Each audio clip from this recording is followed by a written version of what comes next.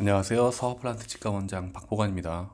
오늘 유튜브 구독 영상들을 보다 보니 강창용 원장님께서 대한민국 어린이 치아 레진 치료에 대해서 문제를 말씀하셨네요. 전에 제가 7월에 말씀드린 것과 같은 내용입니다. 보통 소신을 가지고 치료하시는 분이라면 이 어린이 어린이 12세 이하 레진 치료 급여화에 따른 어떤 문제점을 충분히 인식하고 계시리라 생각합니다. 어쨌든 신기해서 강 원장님도 이렇게 올리셨길래 저도 신기해서 다시 영상 남겨봅니다. 사실 요약하면 간단합니다. 정부에서 올해부터 12세 이하 어린이 영구치 치료에 대해서 레진을 급여화를 시작하였고, 공문도 내려오고 열이 널리 홍보하여라, 그렇게 해서 이 사업이 진행되고 있습니다. 그래서 사실 영구치 치료를 하는데 사실 그냥 간단하죠. 싸니까 병원에서도 권하고, 또 환자분들은 우리 아이 충치 있다고 하니까 쉽게 받아들이게 되는 거죠. 보통 병원에 처음 가서 우리 아이 충치 있으니까 레진 치료하세요 하면 그렇게 찬성 동의하시고 하실 분들 그렇게 많지 않을 수 있겠죠. 하지만 치과 의사 입장에서 어쨌든 이 상황을 말씀을 드리자면, 보통 우리 아이 유치 때 어릴 때부터 충치, 사실 아이들은 충치가 쉽게 커지는 편이라서 저도 작은 충치도 비교적 권하는 편이기는 하고, 작은데 사실 아이들 유치는 이렇게 열어보면 작지 않고 큰 경우가 많기 때문에 그래서 좀 권하는 편이긴 합니다. 근데 영구치는 전혀 다르죠. 영구치는 전혀 달라요. 근데 어쨌든 보통 다니던 치과에서 권하겠죠. 영구치가 났는데 영구치가 충치가 생겼더니 빨리 치료를 받아라, 이런 식으로 이야기를 하겠죠. 전 같으면 비용이 얼마고 5학년이 12세 이하니까 4학년, 영구치만 난 유구치, 그러니까 첫 번째 어금니만 난 아이들도 있고 앞니 있고 그렇긴 하겠지만 치아가 여러 개 난 아이들도 있단 말이죠. 근데 어쨌든 다니던 치과에서 전에 잘 해줬으니 여기 괜찮다 이런 평판도 있겠죠. 근데 거기 가서 이야기를 들어보니 급여화가 됐다고 하니 저렴하니까 하세요, 그렇게 해서 하는 경우가 많다는 겁니다. 이게 사실 쉽지 않은 문제인 게, 이 강상현 원장님께서는 정부 당국이 나서야 될 문제다 이야기하셨는데, 저도 당연히 동의를 합니다. 제도가 보완되어야 하고, 근데 어떻게 보완할 거냐 하면은 좀 사실 좀 답답해요.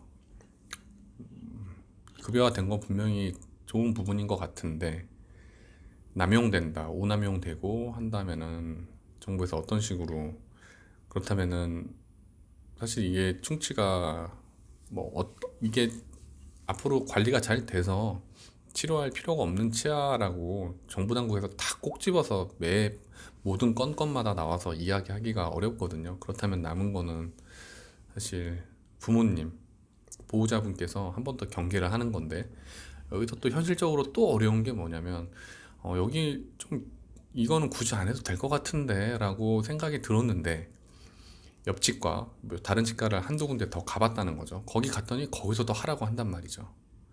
사실 이게 급여화 돼서 본인 부담금은 2만 원 중반, 2만 5천 원, 3만 원인데,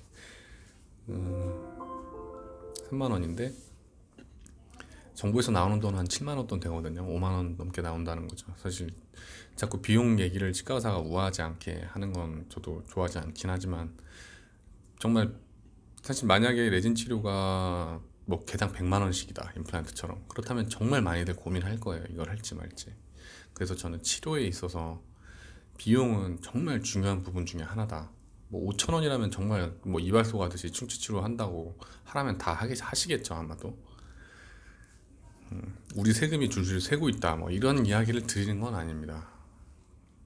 그래서 쉽지 않아요, 사실. 그래서 한두 군데에서 갔더니, 열 군데 가기도 사실 현실적으로 힘들죠. 열 군데 갔는데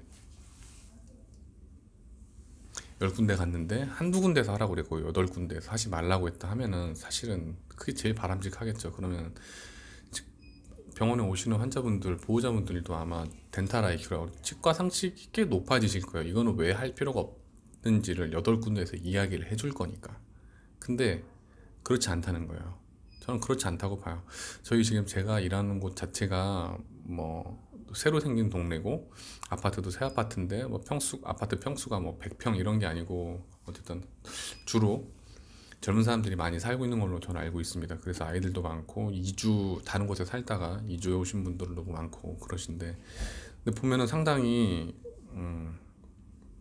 그래요. 보면 다른 병원에서 하라고 했다, 검진했는데 치료받으라고 했다 이런 이야기 많이 듣거든요. 근데 저는 일단은 팔로우, 그러니까 지켜보면서 양치 교육하고 저희는 양치 교육을 좀 열심히 해드리는 편입니다. 제가 어린이 전문 치과는 아니지만 사실 저는 어린이 여기까지 일단 하고 네, 이 얘기하다가 중간에 일하느라 잘렸네요.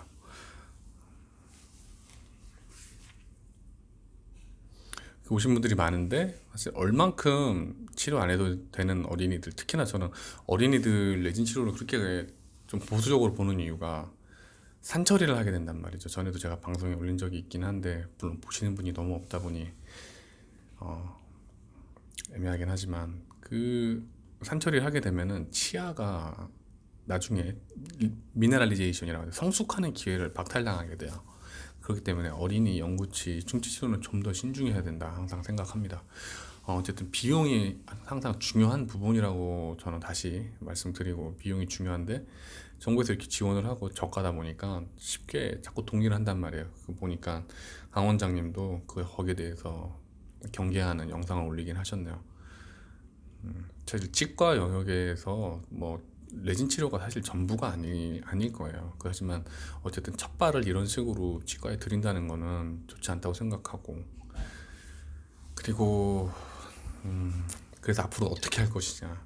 사실 저야 그냥 광명역 앞에 있는 작은 치과를 운영하는 사람으로서 사실 큰 치과를 운영해도 마찬가지일 겁니다. 사실 이 치료를 할까 말까 하는 건 치과 의사 개개인의 판단 전문가의 영역이기 때문에 어떤 제도적으로 기준을 정하기가 사실 되게 쉽지는 않을 거예요.